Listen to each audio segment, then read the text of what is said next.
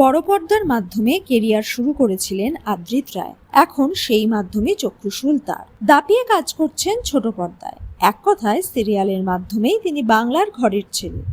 অভিনয়ের পাশাপাশি তার আরও একটি প্রতিভা আছে, খুব ভালো গান করেন, নিজের ব্যান্ডের শো করেন, নিজস্ব ইউটিউব চ্যানেল পিপল সাউন্ডের মাধ্যমে নিজের নতুন গান আনলেন অভিনেতা। গানের কথা, সুর, কণ্ঠ সবই তার নিজস্ব।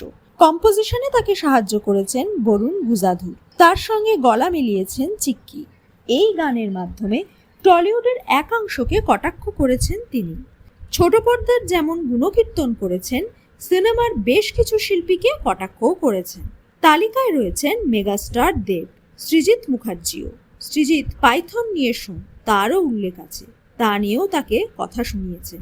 তার মতে ভোটে দাঁড়ানোর লক্ষ্য নিয়েই হিরোরা এগিয়ে যান। গান শেয়ার করে অভিনেতা লেখেন, তার কন্ট্যাক্ট লিস্টের অনেকেই আছেন যাদের তিনি এই গান শেয়ার করতে পারবেন না। কমেন্ট সেকশনে কেউ কেউ তার প্রশংসা করেছেন, কেউ আবার বলেছেন এত তিক্ততা কেন, তিনি তো সিনেমা দিয়েই কেরিয়ার শুরু করেন, তাহলে আজ এই ভাবনা কেন। তাকে সরাসরি বলেন নিজেকে এত ছোট প্রমাণ না করতে। তার ফ্যান অনেকেই।